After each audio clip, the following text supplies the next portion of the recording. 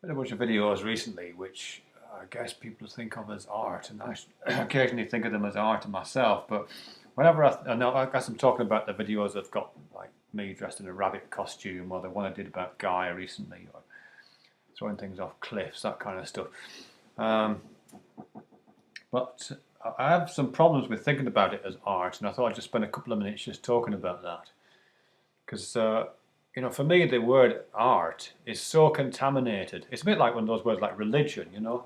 I mean, I'd like to be able to use words like religion and spirituality and art, but they're so contaminated with history and current practice, some of which is disreputable in my opinion in both those cases, that I don't really want to be associated with that, you know. And in terms of art, and I think it's probably a relationship between those things actually, but in terms of art, what I'm talking about there is kind of contamination with an association with a particular kind of beauty, you know, that perhaps a taste in beauty that is rarefied or that's only available to a certain number of people. You know, there's that kind of association which I find disquieting.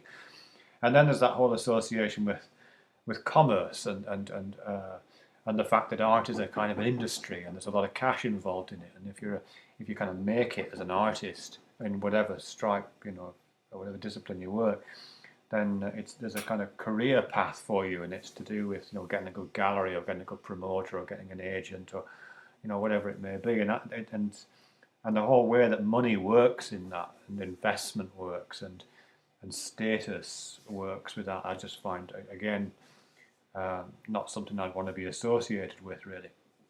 Um, and then there's the close alliance these days, it seems to me, with art, and I guess I'm speaking about visual art, but it applies to the other arts as well, between the arts and something like fashion or decor.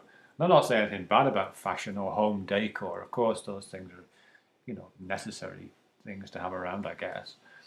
But but the idea that art is something that you would go to Matalan and buy off the shelf, you know what I mean, or something like that, is a bit weird, you know. And again, thinking about religion, I suppose for me it's a bit weird when you go into Matalan or Aldi or Focus or B&Q or any of these kind of shops, and you can get these little Buddhas, you know, mass-produced, thousands of them, you know.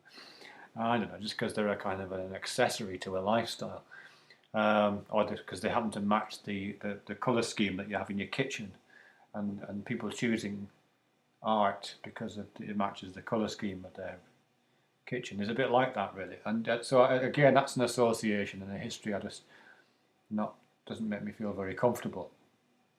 Uh, what else? Yeah, I suppose that's it, really. I mean, there's probably other things as well that make me feel disquieted about that, and the whole idea that it's something that people shouldn't know about. You know, that I guess this relates to the elitism I mentioned and the kind of rarefied aspects of it.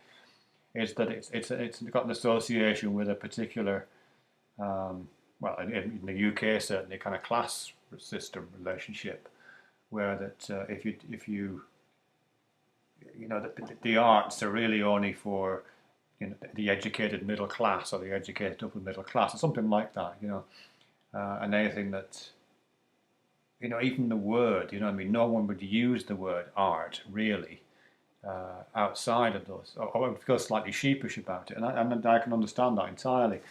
You know, so again, that's the reason why I just find it a bit weird to talk about art. But I am aware that I'm making videos which uh, look like art. You know, the bunny rabbit videos and all that stuff. And I guess I'm just trying to think how that makes a kind of sense, really, for me. I mean, because for me at least, and this might be idiosyncratic, it comes out, they're like conversations by other means for me, or they're just expressions by other means. You know, because particularly these days with YouTube and online, you know, the online availability of expressive tools, it's, you know, everyone's kind of expressive in a way that perhaps we weren't, or perhaps we didn't recognize ourselves as being, um, until really recently. You know, I mean, it was, you had to really put a lot of effort into being expressive, really, until very recently. You had to, um, yeah, you just had to put a lot of effort and time and money into it. but now it's comparatively easy. So the threshold for what constitutes public expression has been moved way, way back, and I think that's really positive and fantastic, actually. So everybody who makes a YouTube video, it's an expression. It's something that's, we're kind of living a little bit out from ourselves in a way that perhaps we weren't able to do until comparatively recently, and that expression comes in all kinds of different forms. Of course, most of that is verbal or gestural or something like that, or expressive in terms of paralinguistics, tone of voice and all that kind of stuff. But there's a lot of visual stuff going on. We've all got decor in our rooms. You know what I mean? We've all got rooms like this behind us, and many of us position ourselves in front of bookcases, or position ourselves in front of, I don't know, a little bit of our environment. No one's got a bathroom and an open door showing the toilet behind them. At least I've never seen that on YouTube. We've all got this kind of little bit of stage dressing going on, which is a kind of art thing. This picture on the wall behind me, by the way, is one that my lad painted for me on my birthday.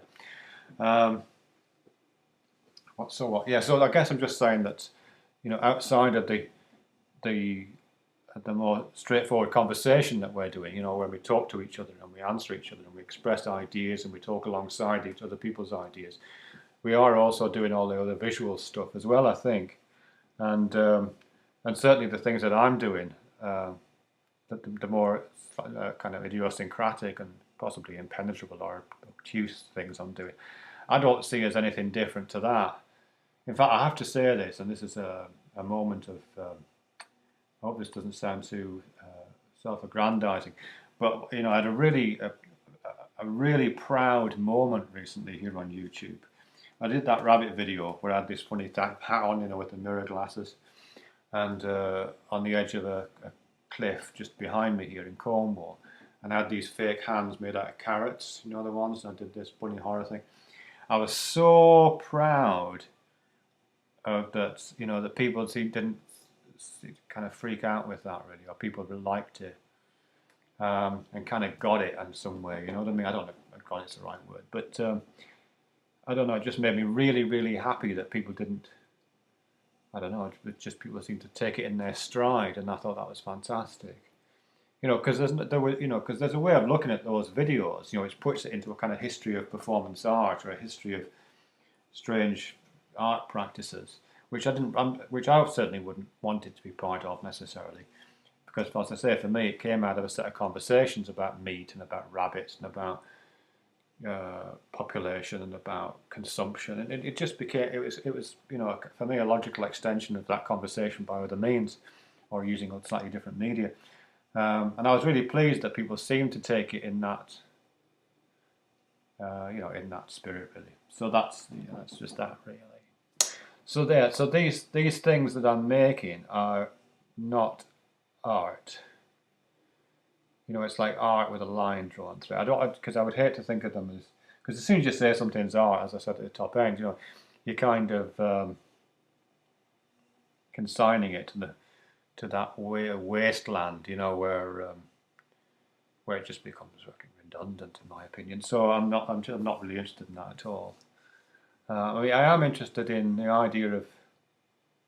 Actually, there is something more substantial about this. It is about conversation, and like all conversations, part of it's about making sense. At least it is for me. Sorry, I've got a new camera. I don't really know where to look, but never mind. And part of it's about making sense, and the difficulties of making sense, particularly difficulties of making sense with straightforward language. Because language is dead slippery, isn't it? We're always making mistakes, and that's understandable, I think. And we have perhaps unreasonable expectations of how well we can express ourselves in conventional language. But trying to make sense of things that barely make sense, but seem to but there seems to be a sense there, but it's just really hard to grasp. Like this rabbit thing, you know what I mean? How does it make sense that Hugh Hefner chose a bunny's head as the logo for the Playboy organisation? How does that make sense? And how does it make sense alongside a bunny, a rabbit, also having this weird binocular vision thing where half of its brain doesn't know what the other half is doing? And how does that make sense alongside myxomatosis, which is the disease that was given to rabbits to cut the population down a bit, which turns them blind before it kills them? And how does that make sense along with the fact that rabbits are one of the few animals that's both a meat animal and a pet? It's one of the few animals you can either eat or you can put it in a pot or put it in a hutch. Um, and so trying to make sense of all that, and personal sense of it, what I mean? Because it's not just abstract and distance, does it? I mean, these are the things that we actually come across. Um, trying to find not a single idea that just kind of serves that sense up to you in a way that like a mathematical formulation would, but a kind of set of thoughts and ideas which hold those in a perhaps a tension or perhaps a moment of weird friction, but still manages to kind of think to hold them in your mind at the same time. That's how I'm thinking of things like that, really. That they're just my attempts to make sense of things which quite often don't, quite frankly. Quite often don't. Yeah, and this dog thing, really. Because one of my dogs died recently, and some of the things I've been doing recently are about that. Not just about that. I have to say, you know what I mean? Because the world doesn't break itself up into nice, convenient, bite-sized lumps with this bit being personal, and this bit being public, and this bit being professional, and all that kind. It doesn't really do that, does it? It's nice if it did, perhaps, but it doesn't. So. No, some of the dog stuff about Guy is to do with that, because Guy, as well as being a much loved dog, is also a figure in my thoughts. You know what I mean? It's a figure which is kind of informed by other things. You know what I mean? So the fact it's a guy and it's like standing in for a kind of everyman character as well somehow. There's a bit of Guy which is about being a bloke, and which is, as I say, partly everyman, partly man in the abstract, but it's also about me. You know what I mean? And the fact that poor old Guy was neutered.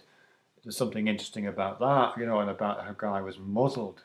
So again, there's something interesting about that, and the fact that he was ill for a couple of weeks before he died, and he was on the edge, and this idea of being on the edge.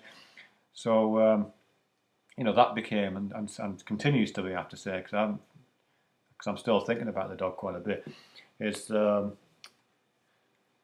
that's again something that I'm trying to make sense of, really, and trying to make sense not in a both a personal and a more broad sense, really, I suppose. Yeah, so that's that, really.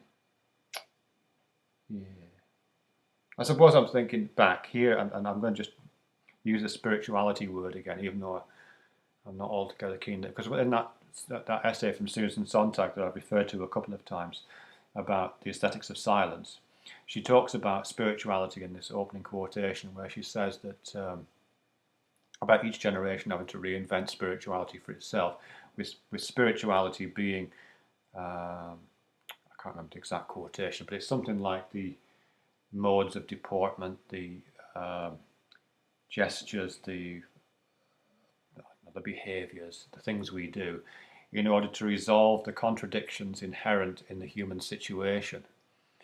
And the human situation is just riddled with contradictions. The contradictions between what we want to do and what we should do, contradictions between the personal and the political, which is, as I say, sometimes in conflict, between kind of local needs and local desires, and the love that you have for people around you, perhaps, with more global concerns, and all of that, really, and just lots and lots more. And it seems to me that when she's alluding to spirituality as the what that term, again stripped of its baggage in the way that I would like art to be stripped of its baggage, when she's alluding to the term spirituality as the ongoing attempt that we can't help ourselves engaging in to make sense, to resolve contradictions.